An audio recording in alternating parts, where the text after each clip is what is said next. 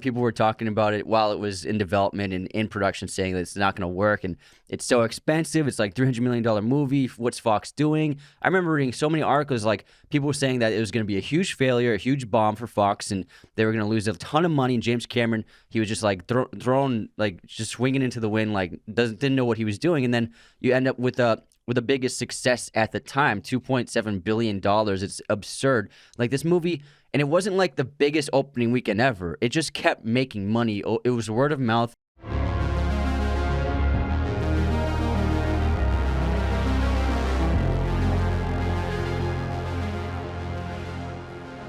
Hello, movie friends. Welcome back to the show. This is Anthony. And this is James. Today we're doing James Cameron's Avatar, which came out in 2009. On Rotten Tomatoes, it is 81% critic score, 82% audience score. So, critics and audience are pretty much in agreement there. IMDb, it's a 7.8. It follows a paraplegic Marine dispatched to the moon Pandora on a unique mission and becomes torn between following his orders and protecting the world he feels is his new home. And this movie was visually stunning. We've never seen anything like this before. It is currently the most successful, the biggest success film of all time. I mean, that makes no sense. Yeah, can you please explain yourself? The biggest film of all time. Not like most successful in terms of return on investment, but highest grossing film. That's what I meant to say. Highest grossing, yeah. Yeah, that was way too complicated, guys. I mean, all you had to say was one sentence. Hey, you know what? Sometimes my brain doesn't work always the right way. Where? Like that. Sometimes I begin a sentence, I don't know where it's going. It's an improvised conversation. It also had one of the biggest budgets ever. It was $280 million. That's before marketing. Usually studios, they'll spend between $50 to $80 million for a marketing campaign. So when you see a budget, you definitely get to add on to it. So Fox definitely invested close to $400 million on this movie, but it was a great investment because this film grossed $2.7 billion. So it was actually up to 2.8. Wow. 2.818, I believe. Yeah, I think they had a re-release. The re-release to beat Avengers, because Avengers took it, and then they're like, no, we gotta get Fox it is back. Like, no. Well, now Disney has it all. Because they re-released it in China, right? And it made like an extra like 30 mil. Maybe. I think that's what it was. Oh, during the pandemic. And it got during back, lockdown. And it got back up and broke Avengers. Yeah, they released that last year in the middle of the year. So yeah, that was actually smart of them. But this movie, it still stands as like the only definitive 3D movie that I'll say you should watch this in 3D, because it was filmed with 3D cameras, and I'm usually not a fan of 3D. I don't think it looks great ever, especially when it's just like, filmed in 2D and then they just post-production it into 3D to make it suit that format. And, wearing the glasses I never like. It's very uncomfortable, and because it's like a one size that's gigantic on your head, and they're always falling down my nose. If you wear glasses underneath the glasses, yeah, it's even worse. Like, yeah. So I never am a fan of 3D, but this film, we saw it in IMAX 3D, and I remember just being absolutely blown away by the visuals, by the immersion into the world that James Cameron created. The visual effects were really suited to 3D because they designed the film for the 3D experience. It wasn't like a post-production, let's just make it 3D with editing. They filmed it that way. And so I think that the immersive quality of Avatar in IMAX 3D was one of the best film experiences I've had in a while. Yeah, I think it's one of the most immersive films you'll ever see, especially if you saw it 3D IMAX like we did. That's like the best way to see it, which is, it wasn't in terms of like in terms of inflation, the highest grossing film, because the ticket prices were still pretty gone expensive. with The ticket prices were expensive, especially if you saw it 3D IMAX. They were jacked up pretty high at the time. For inflation, you have to look at the best way to look at it is the number of tickets sold. So Gone with the Wind sold 200 million tickets just in America alone on its release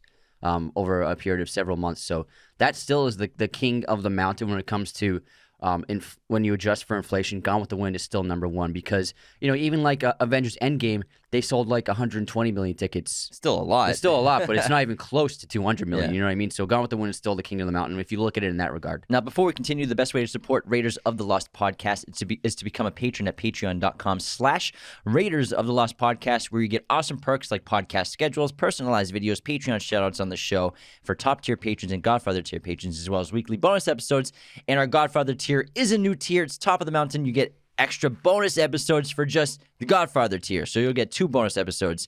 We also just launched our podcast masterclass online course. So if you want to start a podcast, or you already have one, you want to improve your podcast, our 22-chapter 46 video lesson course will give you all of the secrets behind the scenes of how we've got the success we've gotten with our show. The link is podcastmasterclass.teachable.com, or just go to our website, raidersofTheLostPodcast.com. It is right there on the homepage. You can see all of our sources of content, our merch, our movie posters as well. Follow, subscribe wherever you're listening. Thank you so much for tuning in. And let's get back into Avatar. And, James Cameron, this man, besides being the ultimate sequel creator, he brings the bucks. I mean, Titanic was the highest grossing film of all time for almost 20 years, because Avengers Endgame in 2019 took it over.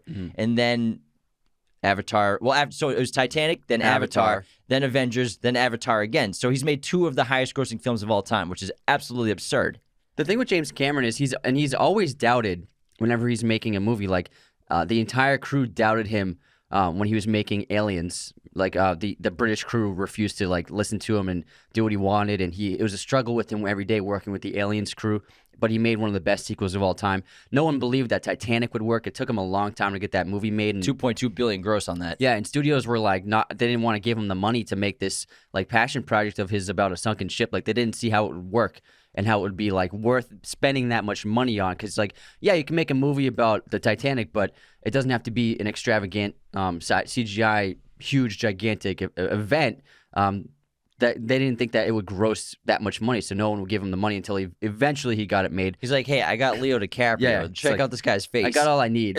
And then the same thing with Avatar. When Avatar was in production and, people were talking about it while it was in development and in production, saying that it's not going to work and it's so expensive. It's like $300 million movie. What's Fox doing? I remember reading so many articles, people were saying that it was going to be a huge failure, a huge bomb for Fox, and they were going to lose a ton of money. And James Cameron, he was just thrown, just swinging into the wind, didn't know what he was doing. And then you end up with the biggest success at the time, $2.7 billion. It's absurd. This movie, and it wasn't the biggest opening weekend ever. It just kept making money. It was word of mouth. It didn't it's rewatch too. People were going to see it multiple times. It's not. I don't even think it's in the top 10 of opening weekend box offices. It just never slowed down, and it never dropped off. I think it stayed in the top 5 for months, and that is still globally. That's a rarity nowadays in the modern era to have a movie still in the top 10 of box office months after its release, and people just kept watching this movie. And I think it's because James Cameron understands that what he does and what he wants to do is he wants to make something that audiences never seen before, and something that you have to see in a theater, in an event kind of movie. And if you look at just his last 2 movies, you have Titanic and then Avatar. It's 2 of the biggest event-esque movies ever done, just gigantic scale, grand filmmaking, amazing visual and special effects, just the most epic films imaginable. And this guy, Avatar was his next movie after Titanic. That's crazy. He didn't make 1997, right? Titanic. There's an 11-year difference between his movie, 12-year difference between his movie releases, which is crazy. And he clearly understands that, if I'm gonna make a movie, I'm gonna make something really special that people haven't seen before. Yeah, I mean, The Terminator is a perfect example of that too. And so, but I mean, in the years between those films, he was developing a ton of new technology, not just the camera technology that they would be using for Avatar going forward, but also, he was obsessed with underwater submarine filmmaking and helping develop the technology to go deep underwater with cameras and with those little shuttles and everything. And he made those documentaries like Ghosts of the Abyss, Aliens of the Deep, Earthship TV movie documentary, Dark Expedition Bismarck. So don't forget Piranha 2. Yeah, Piranha 2, but that was back in the day. But he's going underwater for years, developing amazing technology because he's such a smart guy. And that's another passion of his. Yeah, diving. And the thing with Avatar is this is something he came up with in the 90s. He came up with the idea, but he knew the CGI wasn't there, and he had to wait years to be able to match his vision. And he wanted to make it to maybe have it released before 2000, around 1999, but it would have cost over $400 million, and it obviously wouldn't have looked even close to as good. But he basically spent the entire 10 to 15 years from Titanic to Avatar developing the technology and waiting for the CGI to match his vision, because they spent a lot of time developing new cameras, because they shot this on 35 millimeter film, but Cameron developed what was called a Pace Fusion 3D camera with his partner Vince Pace and his digital movie camera system that they developed to shoot features in what's called stereoscopic 3D, which is basically this crazy camera rig that they came up with, where it's 2 cameras basically side by side, 2 lenses. And what happens is they created this beam splitter that allows the lenses to go inside of each other. And this is kind of it replicates sort of what the human brain and eyes can do, because we obviously have 2 eyes, but our brain sees one image at the same time.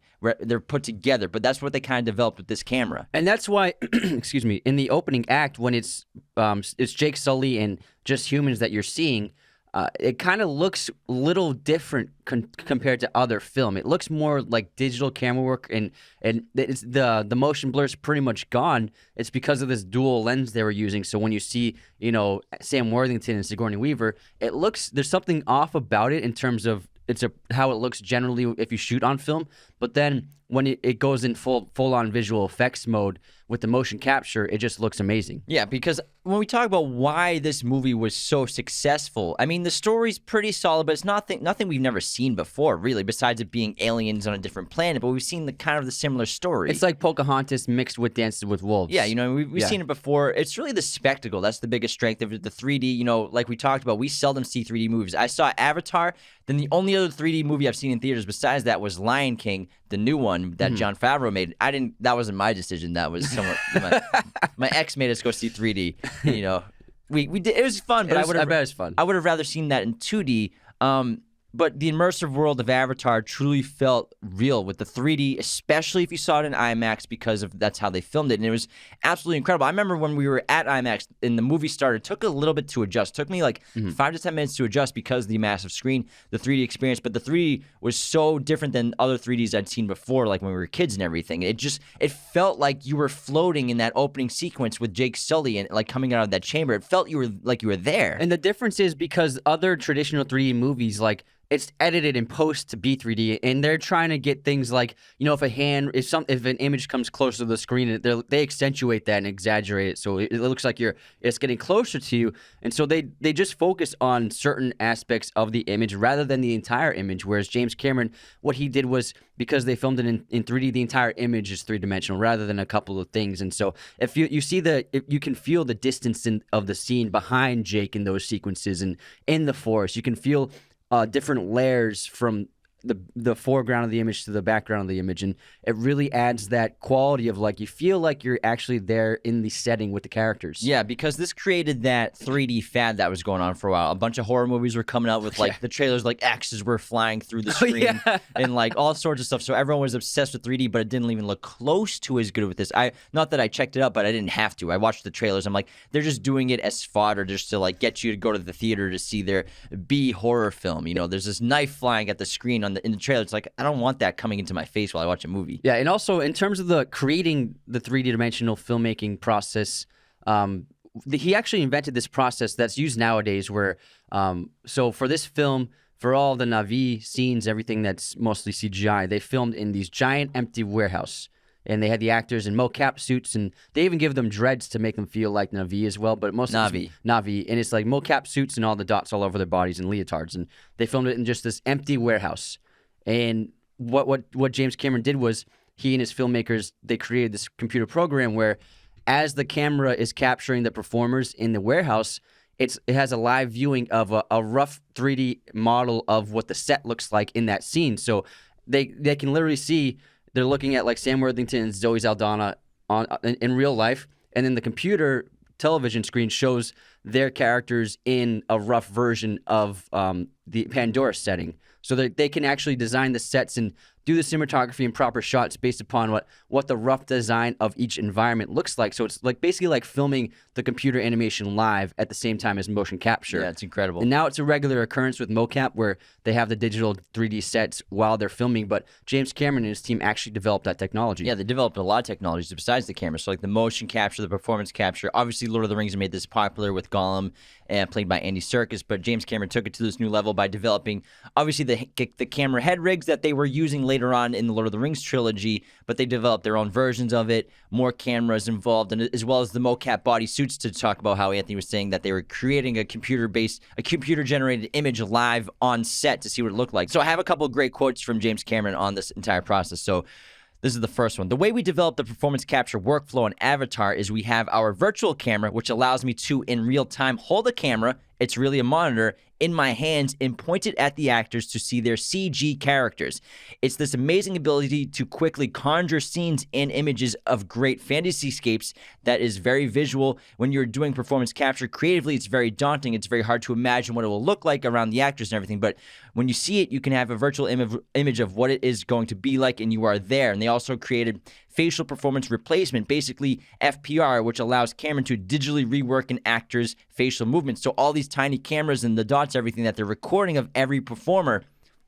So it's super important because let's say they have a line of dialogue that they have to change. They don't have to go into the mocap studio again. They don't have to get the sets. They don't have to re-record anything. They don't have to do more photography. They simply can redo all the facial movements that they have to in post-production with CGI because of the facial performance replacement and just do new audio recorded in ADR. Yeah, they record before they even film anything. The first thing they do is they record the actors alone, surrounded by like 20 cameras with lights all over them, and they record the actors making all sorts of faces, everything they can do from every emotion to just moving their mouth and lips and their eyebrows and their cheeks just to get the motor functions of accurately of each actor. That way, if that happens, they can replace it into the face. But also, like with Planet of the Apes, with Caesar and with these Na'vi, their faces aren't the same as humans. You know what I mean? And the Na'vi have like cat-like features and the nose, and obviously much larger, not exactly the same facial structure as a human being. So they have to transfer like Zoe Saldana's humanoid expressions physically onto this alien face, and obviously the muscles are different sizes in different areas, so they have to be able to accurately make it feel like that's really Zoe Saldana, even though it's not a human face, but it still feels and looks like her. Yeah, and these processes are pretty common nowadays in films. Like a great example is Brad Pitt and Benjamin Button. They did the same kind of process with several cameras on you so that they can create, and doing all the different facial features so that they can recreate what they need to with just audio and dialogue with the CGI interpretation of the face that they can create. I believe they did the same stuff with The Social Network with Armie Hammer's characters, the Winklevoss twins, so stuff like that. This pioneered it for sure, but now it's regular for these films. So Lord of the Rings originally pioneered it because in Lord of the Rings, The Two Towers, they were filming Andy Serkis just in a leotard, and that's it. No facial recognition. No facial recognition, no dots, no nothing. It was just him in a leotard for the performance, and then Peter Jackson's plan was to just make a CGI creation completely, wholly different from Andy Serkis to try and match his movements. But then as they were developing the technology, like you said earlier, Peter Jackson and his team developed the technology of motion capture, so we can just literally take Andy's performance and put it into the computer-generated image. And then Cameron's team, I think, improved upon that because just the realistic quality of the Na'vi is just so mind-blowing when you watch these characters, because CGI characters, it's so hard to get it to look like it's real, especially for a humanoid face, especially when people are speaking. You watch mouths move, and if it doesn't look real, it takes you out of the experience. But with these characters that they created, it really feels like it's Zoe Saldana. It really feels like it's Sam Worthington or Wes Studi. It's an amazing accomplishment in CGI where when you watch this movie, you accept it completely. You don't question it. And the textures of the faces, the quality of the environments, from the plant life to the forest to everything, the robot suits, everything seems so tangible and amazing. Yeah, and you could argue that this movie, the CGI looks better than Planet of the Apes and like War for the Planet of the Apes, which was a more recent film that came out. And not to say that didn't look astounding, because that blew my mind, but still, like when you go back and watch 2009's version of Avatar, it's like, how did they do this in 2009? It looks organic. The aliens look organic. All the environments on their home planet Pandora looks real and organic. It's absolutely incredible. Even obviously the ships and everything that they created, because 60% of the film was CGI. The rest of the was classic James Cameron practical effects for 40% of it. A lot of explosions and huge sets which look incredible. But I mean, 60% CGI on like a 2.5-hour movie of this scale. I've never seen anything like it, which gives me so much hopes for 2022 next year when Avatar 2 comes out, because for him to wait so long to make Avatar, waiting for the technology to reach his vision, and then he waits another 12 years or 13 years, it's like, what's he going to cook up now? It's going to be absolutely insane what they're developing. You know, the Fox execs are sending him emails every 6 months like, hey, James, how's it going? Hey, you want another $2.8 billion? Have some patience. We need another $3 billion fix right here. We need it. The last couple X-Men were not that great. We need your help. But I think that... Well, Disney now, actually. Yeah, Disney. I think that Avatar 2 is going to be probably even more groundbreaking because, like I said earlier, he just keeps surprising audiences, and he always, all he does is hit home runs. Even The Abyss, even though it wasn't a box office success, it changed visual effects. He really made a groundbreaking visual effects heavy film with that movie. And I think that Avatar 2 will be another special film. I am so excited to see the first trailer, to see the first images. I have a feeling, because it's coming out next Christmas, I have a feeling we're going to be getting some content very soon because it's pretty common for a movie studio to release a trailer about a year before it's released. Especially because he's making 4 others. So Avatar 2 comes out 2022, and then every 2 years after that, the next one. So Avatar 3 will be 2024, Avatar 4 2026, and Avatar 5 in 2028. And it's absolutely incredible. He's already in post-production. So Avatar 2 is done. He finished it like 6 months ago. He's like, oh, it's done. It's great. You guys are going to love it. Avatar 3, I think they're still in post-production. They're currently filming 4 and 5 right now. Yeah, he just did a great interview with Bradley Cooper, like a director's discussion. And I'm sorry, not Bradley Cooper. It was Denis Villeneuve. And he was talking about Avatar 2. He said, yeah, it's in the can. Avatar 3, they have a cut. It's just an assembly cut, so they have all of the scenes cut together. And he said it's like 3.5 hours right now, so they're trying to trim it down. And also they need to get a few more pickup shots of just like the live action stuff because Avatar 2 and 3, they're going to have stories that take place on Earth. So we're going to Earth. Really? Yeah, so there's going to be a lot of stuff happening on our planet as well as Pandora and even other planets in the future. So he said otherwise, that movie, they have all the footage they have except just a few pickup shots they need. That's really interesting because in Avatar, whenever they talk about Earth, they talk about it as like being a dead planet and how there's no green. So I'm picturing kind of like Blade Runner. Yeah, sort of Blade Runner-esque. Also, the Foundation, the Asimov books, which is there are planets that are completely. Oh, the TV series? Yeah, well, yeah, in the book, but some of those planets are entirely cities. Like there's nothing but city throughout the entire planet. So maybe I'm assuming that's what Earth looks like now. I bet it's overpopulation and there's just no natural resources anymore, and people are probably eating like cloned food of just like grubs or something, or even like processed food that's just like stuff from other like sci-fi dystopian films. I'm very curious because I think he wants to make a contrast between Pandora and Earth for sure, because Pandora it has the similar biology as Earth, where it has water, it has natural greenery. He used Earth as inspiration because in so many other sci-fi films, when you have other planets, the planets are generally one kind of environment. Like in Dune, Arrakis is the desert planet, and then Caladan is the water planet. So things like that. Whereas he wanted it to be like Earth, where you have every kind of landscape or environment imaginable, from a desert to an Arctic environment to a rainforest to like a city. So he used that as inspiration when creating Pandora, and we're going to see more of that when we see more tribes that he created in his imagination. We'll see in the other films, like there's going to be the water tribe is we're going to be spending a lot of time with in Avatar 2. And I'm sure he has other ones in mind, where Pandora is a gigantic planet with different kinds of environments set in that world. And I think he wants to contrast that with his future Earth, where it might just be just a dystopian, bleak sci-fi environment all around the Earth. Yeah, and some of the other biggest strengths to this film, obviously, are the rewatch value, which is why it was so successful. Also, the story, the mythology behind it, incredibly powerful, intimate story. It's really super interesting. Again, it's not a story we haven't seen before, but to put it into an alien perspective in the distant future is really fascinating. Also, this came out right after the crash in 2008, so you could argue that like the country and the world kind of needed something to like boost morale or feel good about, or escapism for sure. Also, the themes are most prevalent are themes of exploitation, which we know most obviously in the Western civilization. They spoke to many instances of exploitation around the world for resources and land, which is basically what's happening to the Na'vi and their home planet for the Americans coming to get unobtainium.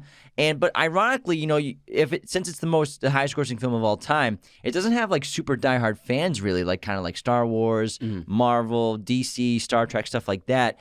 Those are wildly popular franchises with fans that like their lifestyle is based around those movies and stuff. But I would argue that it's an experience. It's not like something to obsess over, I think, like that kind of stuff. No, I think it will happen. It's just because there's only one film. Yeah, maybe, all those other people weren't diehard Marvel fans after Iron Man 1.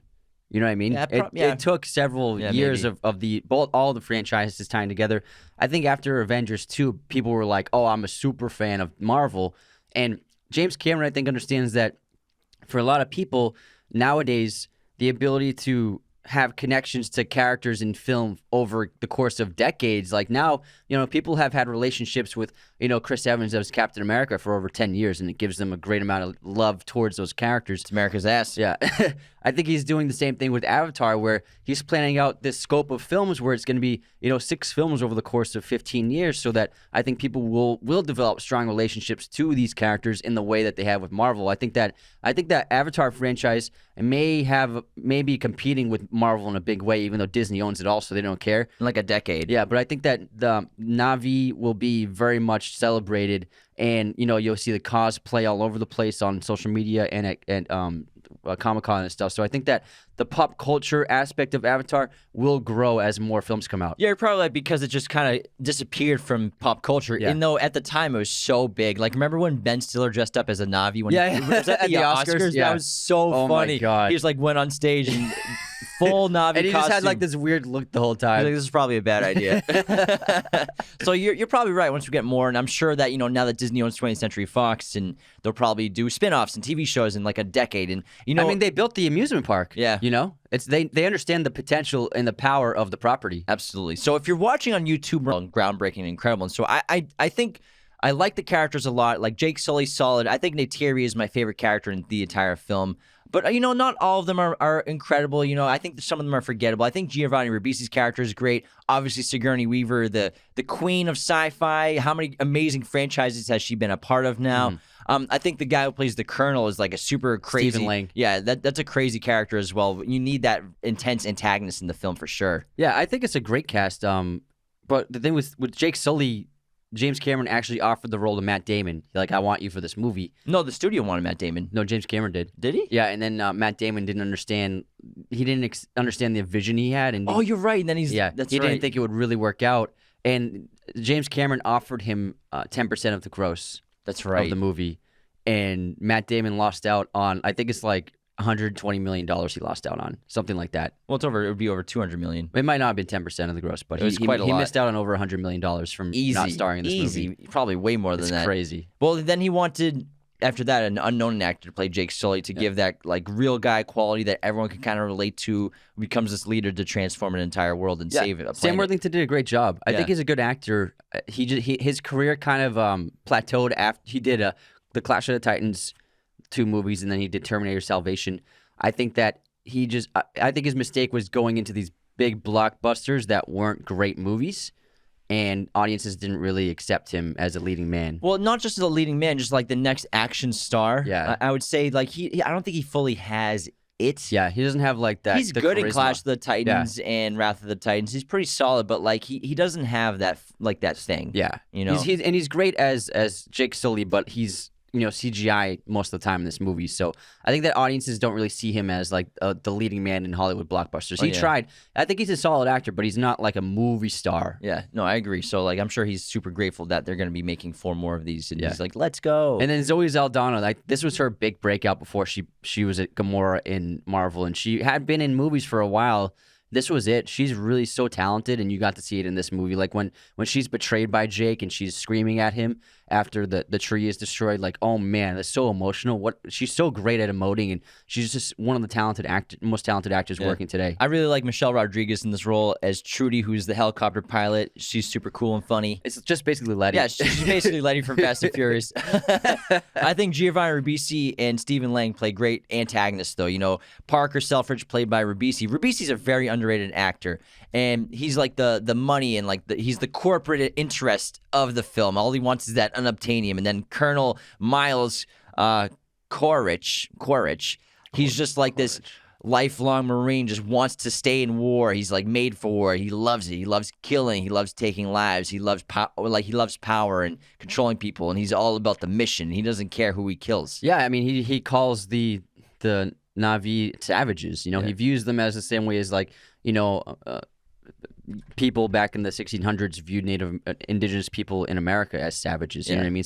I think Cameron did a great job of paralleling those two perspectives. Yeah, you need these two horrible guys and these two horrible characters to really give the emotional stakes to the film and to create the plot of them basically going to destroy Pandora to get all the unobtainium that they want. Yeah, and the destruction of the tree, it's really emotional, and it's so well done because you grow to love this culture and these characters and Jake Sully as well. Jake Sully, bonding with them and being accepted by the tribe, and you fall in love with Pandora, and then when you see it destroyed in such a devastating way, like they destroy the tree from its roots, and when the tree collapses, and the citizens are running and trying to escape for their lives, and then when they're looking on their ruined home, and the tree is just burning up and just smoke everywhere. It's really devastating for as an audience member. Yeah, it's so tragic. But how about we go into our intermission because we're already 30-something minutes into it, and then we'll get back into Pandora and everything. So let's begin with our movie quote competition. I got one. Let's hear it. It's a dangerous business going out your door. You step into the road, and if you don't keep your feet, there's no knowing where you might be swept off to. Say it again. It's a dangerous business going out your door. You step into the road, and if you don't keep your feet, there is no knowing where you might be swept off to. Is it I don't know. Bilbo Baggins. Oh, Lord of the Rings, not The Hobbit. Yeah, that's when he's talking to Frodo. Okay, gotcha. I have one from a fan, from Tevin Garvey. Thanks for the submission, pal. Silence. Keep your forked tongue behind your teeth. I did not pass through fire and death to bandy crooked words with a witless worm. And then pass through fire and death. Pirates of the Caribbean? I have to... He didn't put it in. Hold on. Hold on. I gotta Google it. It's Gandalf. Is it? in Two Towers when he's talking to the guy who's been cursing the king. Oh. Yeah. Oh, That's a great quote. That's a good one. That's a good one. All right. What's your movie release year? True Lies. It's a good movie. I'm going to go with 1994. Yeah. Yes. Right on the money, kid. Oh, yeah. Right on the money. I love Arnie. Okay. Here's my movie release year. The Terminal with Tom Hanks. Steven Spielberg. 1996. 2004. Was it that Yeah. new? That was way off. It's okay, man. All right, movie pop quiz time. What TV show does James Cameron play himself in as a recurring character? While making Aquaman. Entourage. Yes. He hires Vince as Aquaman. All right, here's my quiz question. What major Disney movie did Zoe Saldana have a supporting role in before this? What major Disney movie? Yeah. What major Disney movie? Zoe Saldana. Animated? No. It's not animated. Not animated. I'll give you that hint. Okay, thanks. That's Appreciate very it. helpful. That eliminates a lot of movies. It does, because it's a lot of animated films that they've done. Quite a few. Supporting role. Oh man. What's it gonna be? I don't know, man. Pirates of the Caribbean. Oh, you're Yeah, right. she's one of the shipmates. You're right, Yeah. man. She's great. All right, it's time for our Godfather tier shout out. Hello, Rocky Troop. Thank you for joining our Godfather tier Patreon tier. It is the #1 tier for the best fans of Raiders of the Lost podcast. We appreciate your support.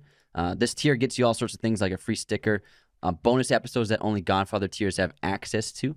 And we appreciate your support, Rocky. You've been a fan of the show for a very long time, so thank you so much for your support. And support of the week. So actually, I'm going through the reviews right now.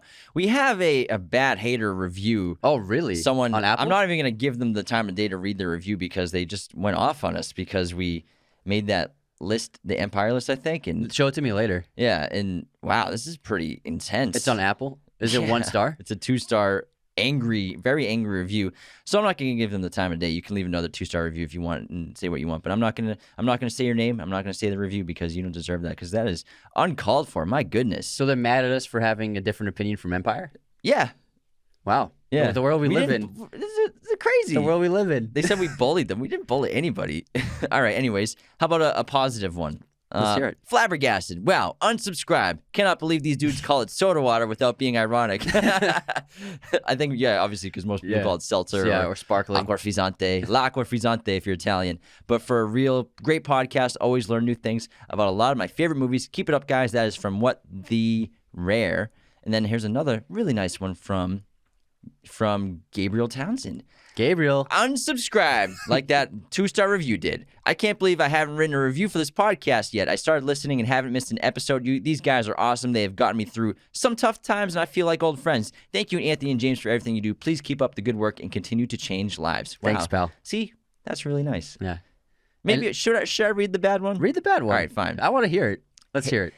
Hater of the week. I don't care. You act like movie purists. No, we don't. Nah. What? We just don't think Endgame is the 6th best movie ever made. Goodness. You bully anyone who disagrees with you and celebrate those who sensationalize you. I really don't know what they're talking about. Who disagrees with us that we who bully? do we bully? I've never bullied anyone. All we do is read comments that people write to us. I bully Anthony. That's about it. I don't care about your rankings because you spend more effort pronouncing a single word than I could ever imagine on a singular thought. Well, we're broadcasting to thousands of people around the world, so we got to make sure our pronunciation's, understandable.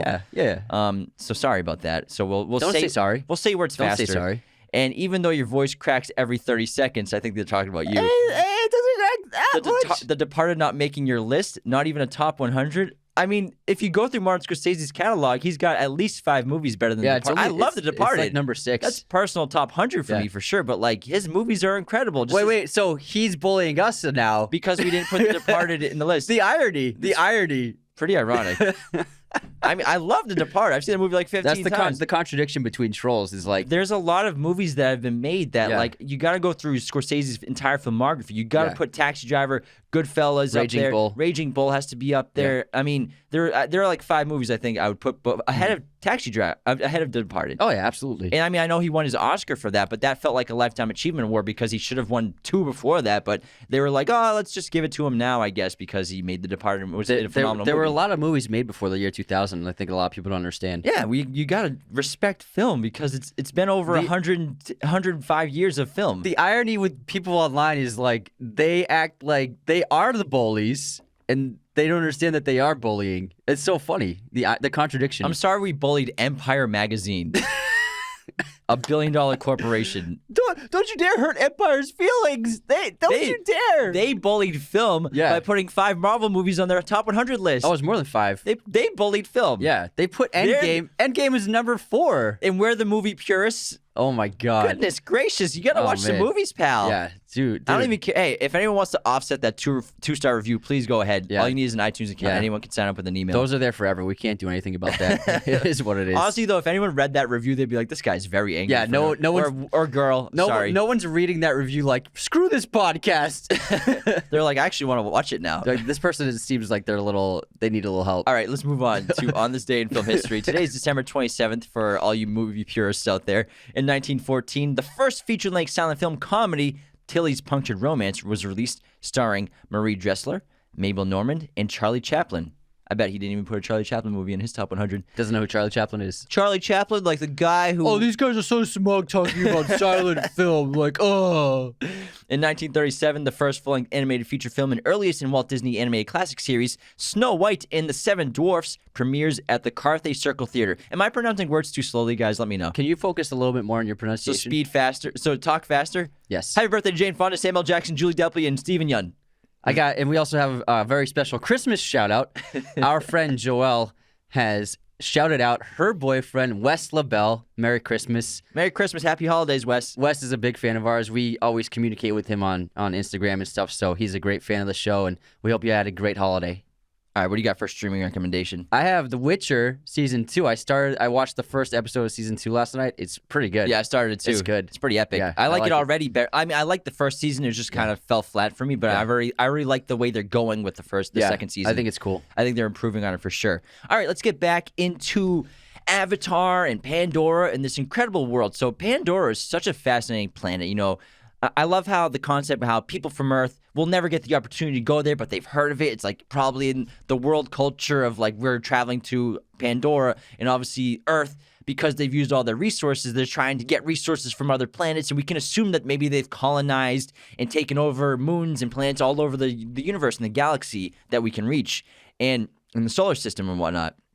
But also when they find Pandora, which seems to be like almost a heaven-like planet. It's like Earth, but even better. And unobtainium is a resource I believe that has multiple uses of value. is they can do lots with that resource, and it's actually been used in other sci-fi films and stories.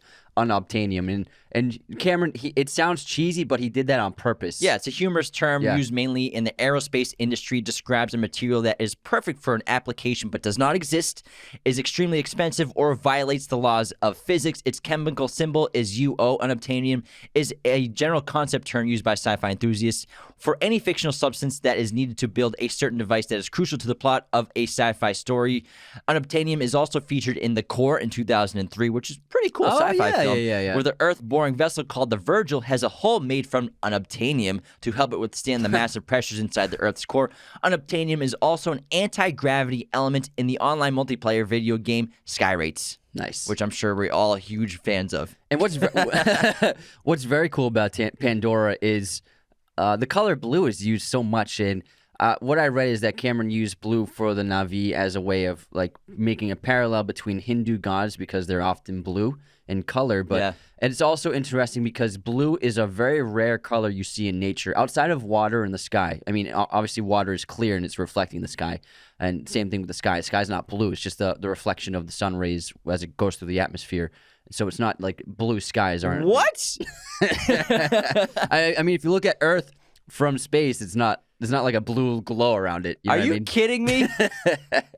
But blue is very rare in nature here, and oftentimes if you run into a creature like an insect or some kind of amphibian that has blue, that's a very dangerous animal. That's indicator of extreme amounts of poison, highly venomous. Surprised you're not blue. You're so toxic. I mean, it's even rare to see a blue butterfly. You know what I mean? True. It's such. So if I see a blue butterfly, run for my life. It's coming. It's coming to kill you. Me. It's coming for you. Because of my purist list. Yeah, exactly. You'll basically see blue means is safe with birds, just like a blue bird, obviously. Mm-hmm. But that's basically it. But in Pandora, everything's blue. Every animal has bluish tones and hues to it. The plant life has bluish colors. Even the lights at nighttime, they're all a bluish tint. And so I thought it was a great contrast from Earth, where blue is so rare in nature, where on Pandora, blue is so common. I thought it was really fascinating. Yeah, and all the creatures on Pandora actually have 6 limbs, except the Na'vi, which walk upright on 2 limbs and have arms just like human beings.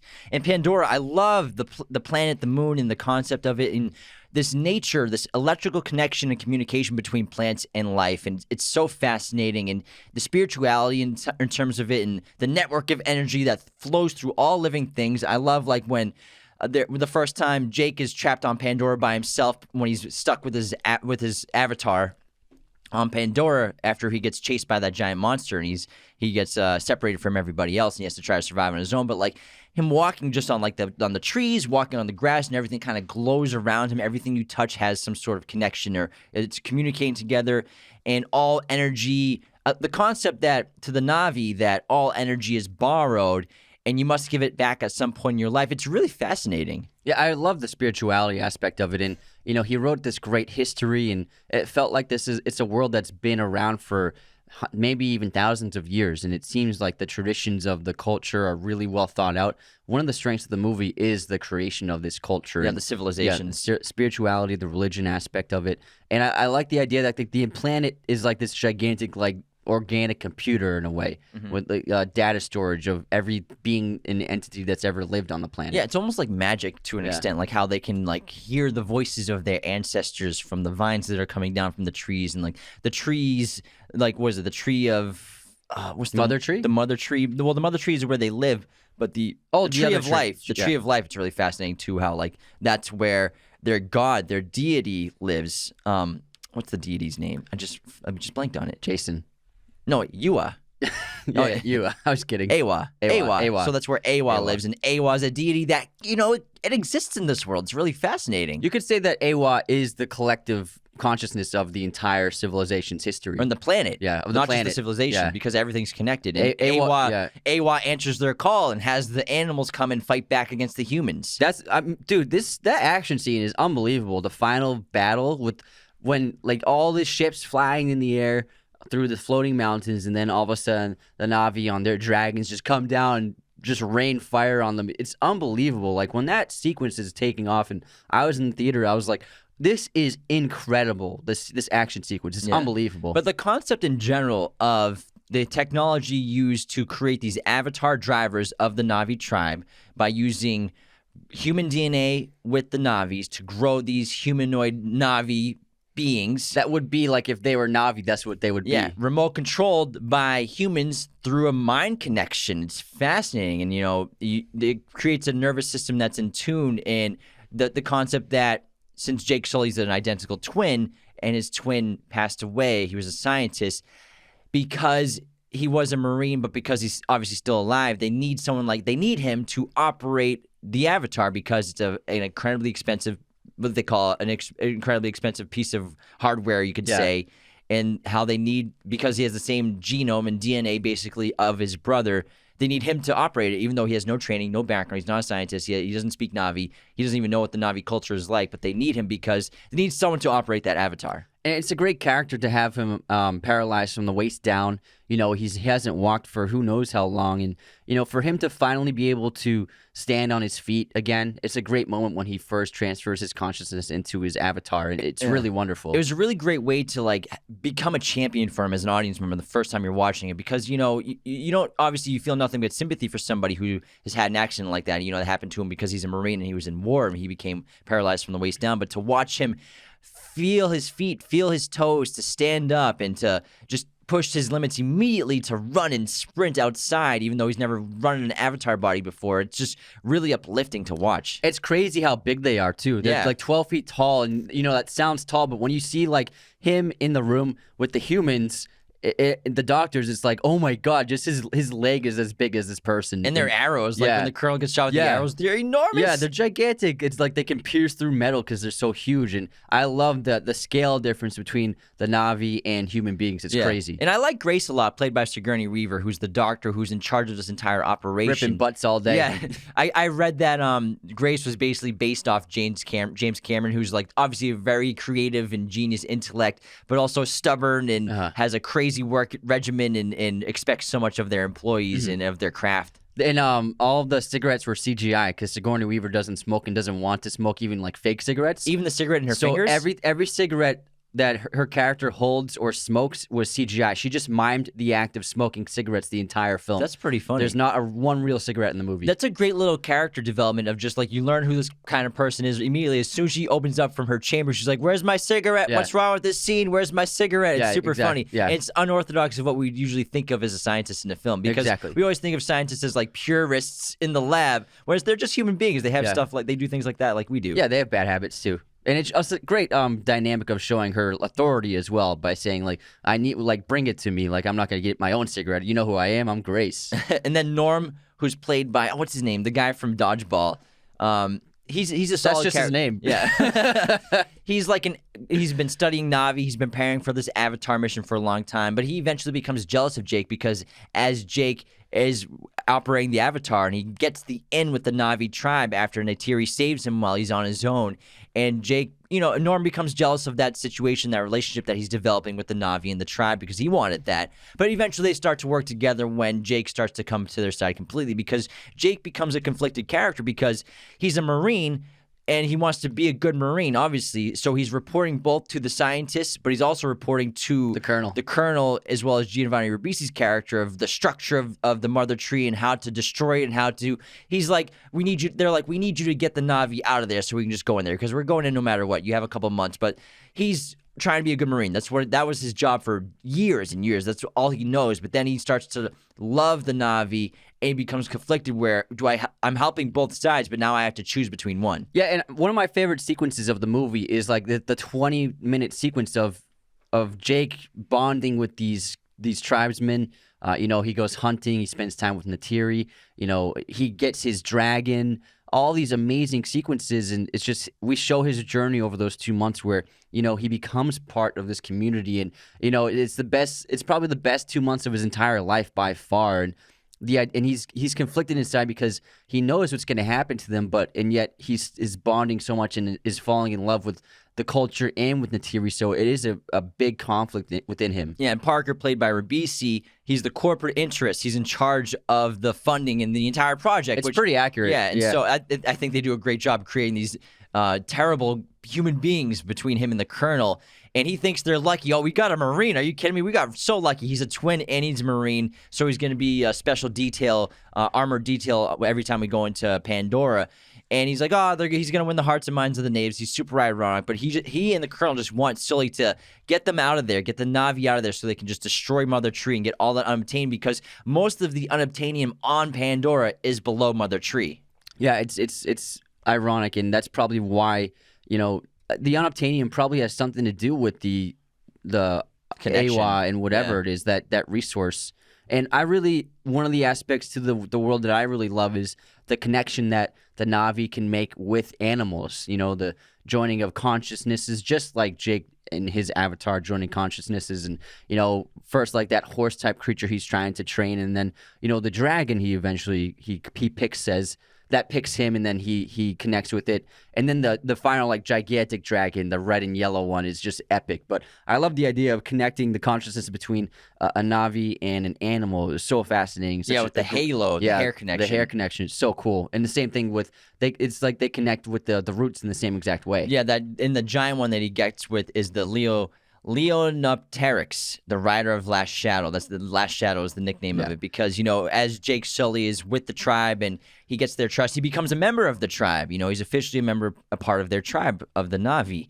And then obviously they learn of his betrayal because he knew about the mission the entire time, that the humans were going to come in and destroy Mother Tree, whether they were there or not. They were going to come for the unobtainium. Unobtainium for the humans, it's worth $20 million per kilo, which is about 2.25 pounds. And you can imagine there's probably a mountain of unobtainium under Mother Tree. So obviously, being greedy as hell, corporate interests, they want to get all of it. And so it's a lot of money. When Jake Sully tells them of this betrayal, and obviously it forces Neytiri to despise him, and then he's unplugged. It's a horrible situation when the humans eventually come in and attack with them still being there, and they start blowing up Mother Tree. Yeah, and just like I said earlier, it's just an absolutely devastating scene. It's so tragic, and it's horrible to see what these soldiers are doing to these innocent beings. It's terrible.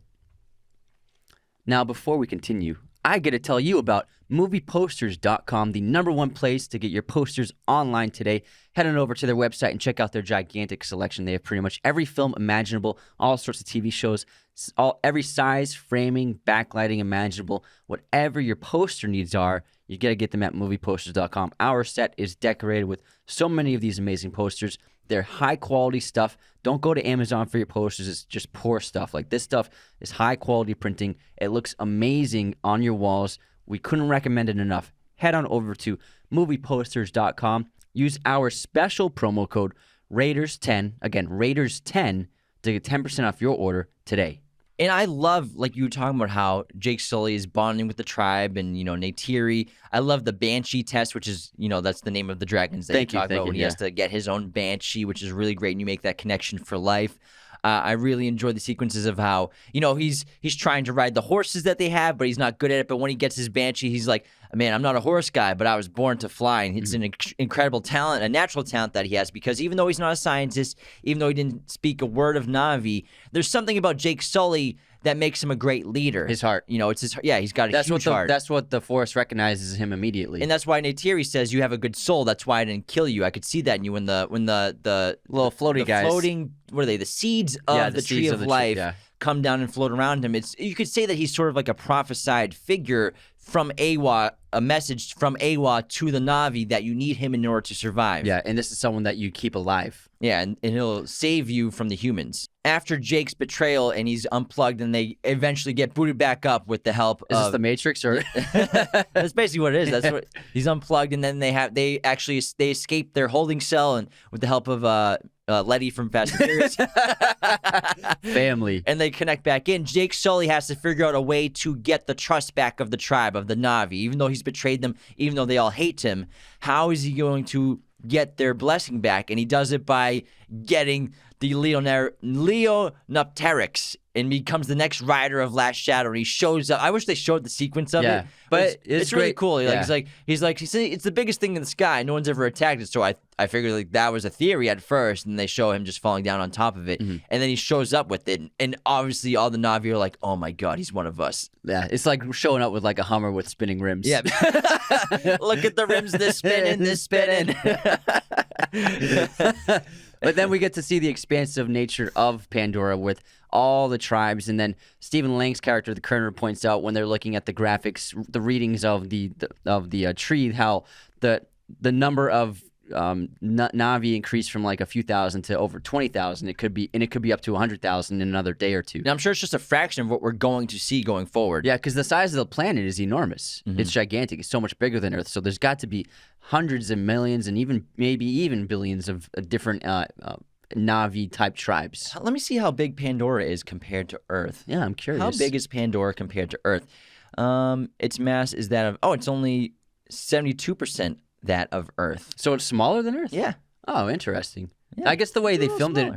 the way they filmed it made it seem bigger. Yeah, but it's not like a technologically advanced world where they've globalization has occurred. You It's know? still just tribes. Yeah. Yeah, small tribes here and there. Yeah. Sprinkled around. But the third act is crazy. This all-out war basically. And fortunately, the Na'vi, even though the humans have superior technology, the Na'vi have superior fighting methods, and obviously Awa is on their aid. And even though they start to lose the battle, Awa comes to help, and all the animals of Pandora come to fight for Pandora's survival. Yeah, I love when Jake takes out the big ship by throwing the grenades inside of his engines. It's just so badass. And then the Colonel, he's inside the exploding ship, and he jumps into an exosuit and just jumps out of the ship and just lands like a total badass. Horrible villain, but total badass. What a great shot! And he did it all in one shot. It's amazing. Yeah, they really built the exosuit. Yeah. They really destroyed that ship, and he really jumped out. Chris Nolan style. Yeah, big time. And then I love the fight between Neytiri and the Colonel, because you can see just how strong the Na'vi are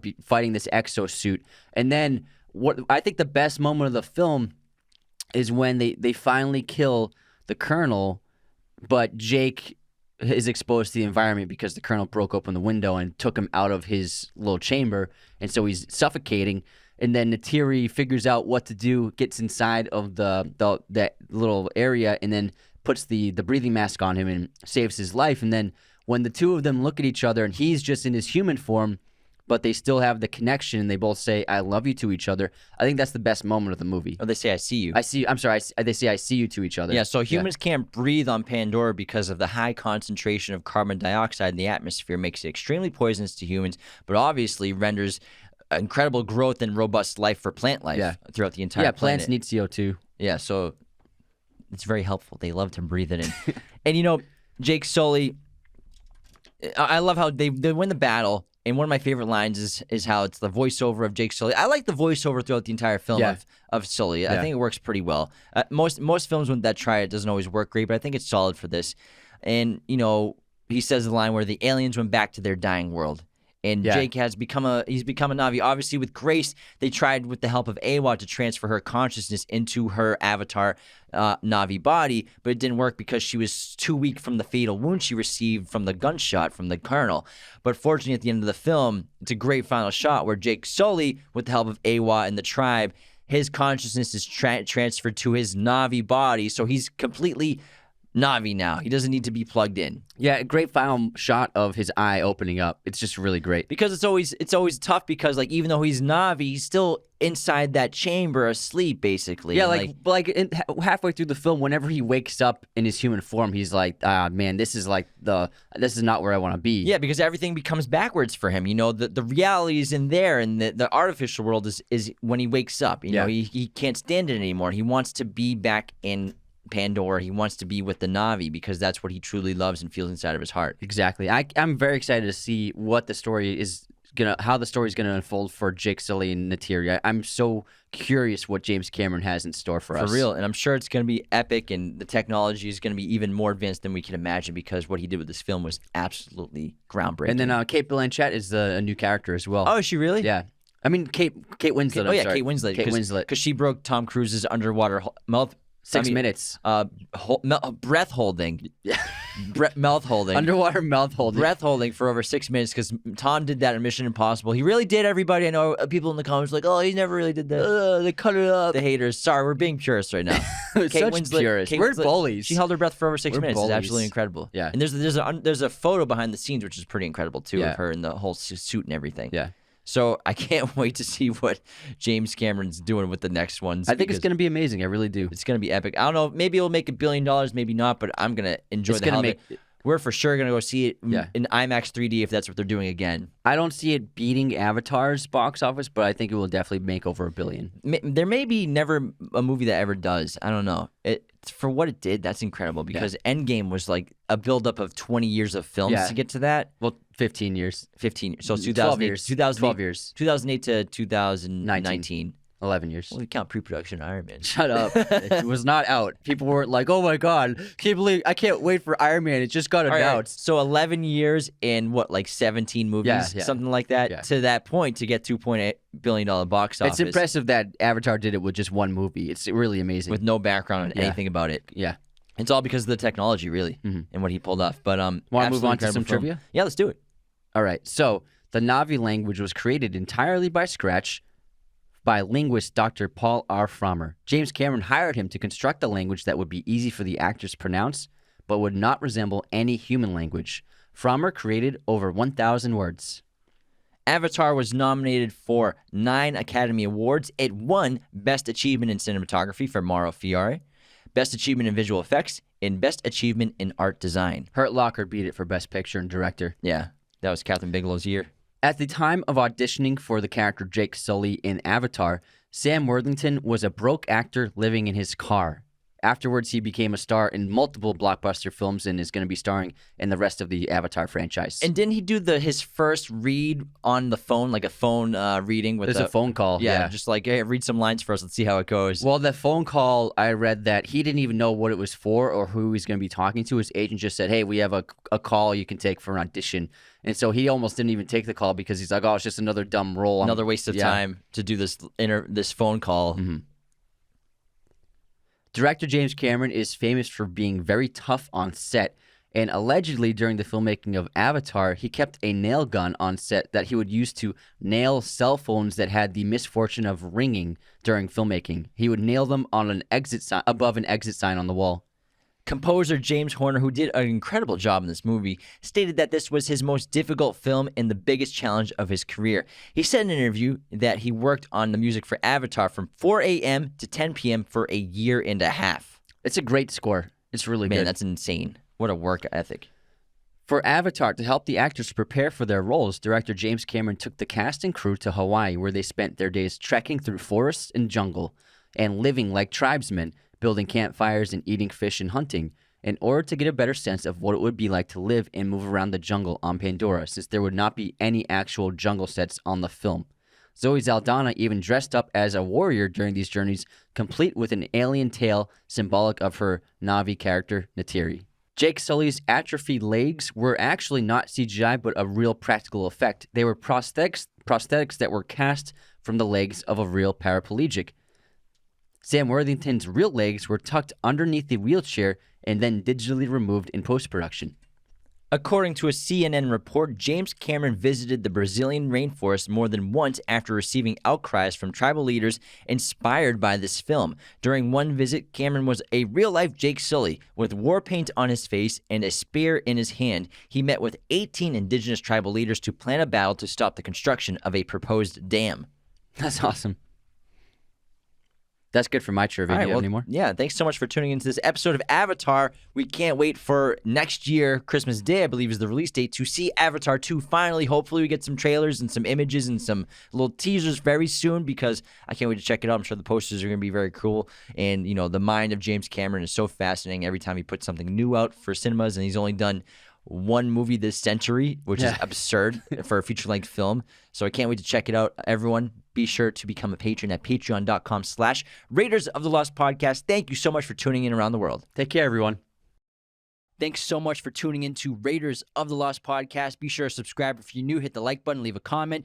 Find us on all audio streaming platforms, Spotify, Apple Podcasts, Google Podcasts, wherever you listen to podcasts, you can find us. Find us on Twitter, TikTok, Instagram, Raiders of the Lost podcast. Be sure to check out one of these other videos right here for more content on our favorite films and breaking down all kinds of movie content. Thanks so much.